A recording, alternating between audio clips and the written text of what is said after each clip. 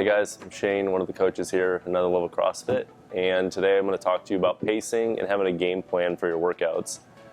One of the things I've noticed, especially as a coach, just because I'm strictly observing classes, is a lot of people go out the gate super hard, and 60 seconds into a 20-minute AMRAP, they're already resting and gasping for air. The key is to figure out, a pace for a workout, trying to maintain it the whole time. It's a super simple concept, but people sort of seem to overlook it, or they get eager to, try and set the best time to beat the class, whatever the case may be.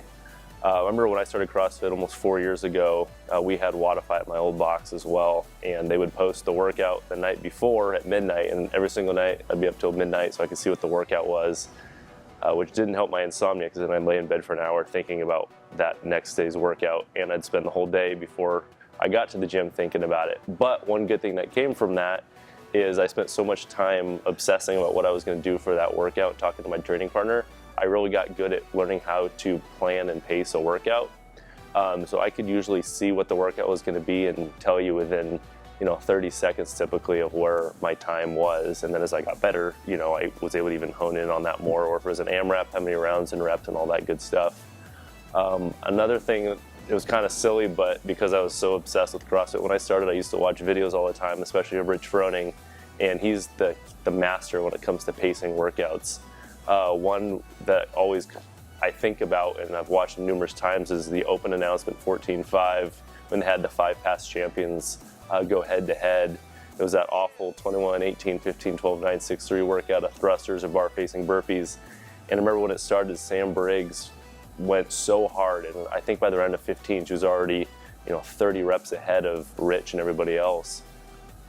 But as the workout went on, you could see Rich closing in on her, and I think by the round of 9 he had caught her.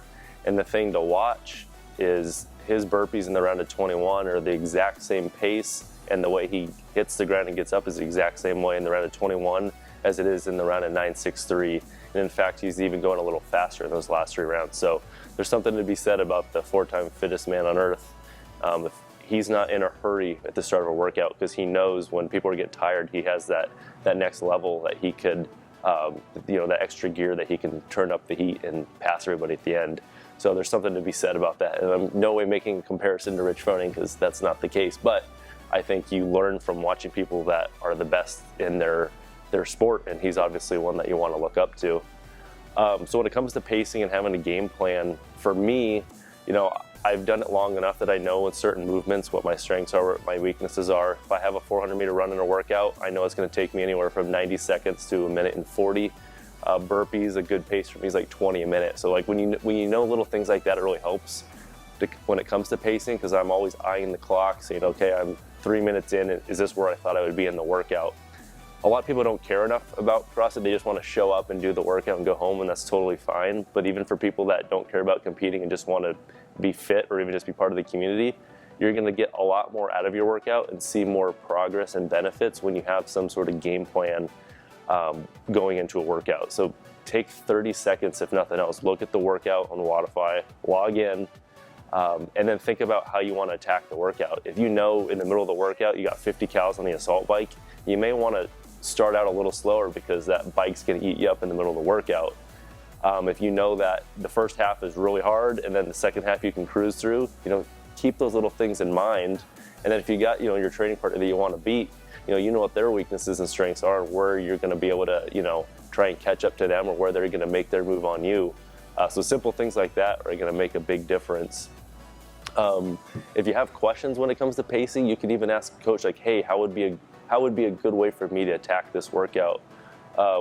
When I have competitions, Corey and I will talk about the workouts, and he'll give suggestions on the best way to go after it based on strengths and weaknesses and all that. So doesn't mean you have to show up at the gym looking to compete or wanting to set PRs or beat everybody in the class. That's not what it's about. But maximize your hour while you're here, and rather than going hard for 60 seconds and then resting for 30 seconds, try and just pick that pace where you can just keep moving. If you have to take 3, 4, 5 second breaks, that's ideal. You're going to get the most out of the workout, you're going to get in the best shape, and I think you're going to end up having more fun rather than just dying 60 seconds into a workout. There are exceptions to pacing. When you think of a workout like Fran, or any other sprint workout that's going to be done in anywhere from 2 to 5, even 6 or 7 minutes, your pace is more of an all you've got for the whole workout versus a 20, 30-minute workout. So it does depend on the workout a little bit, but even with those workouts, you still have a game plan. Your game plan may be balls to the wall as soon as it hits 3, 2, 1, go, but you still have to have an idea of what you want to do and try and stick with it. So if you have questions, I love to talk about this part of CrossFit. I think it's really fun and interesting because it's kind of a challenge, and you can set daily goals of how far you want to get in a workout, your time, whatever, and try and hit those. So if you want suggestions, I'm happy to help. So nothing else, challenge you just to try it for the next week, look at the workout every day, try and set a pace or a game plan for that workout and see how it goes. Thanks, guys.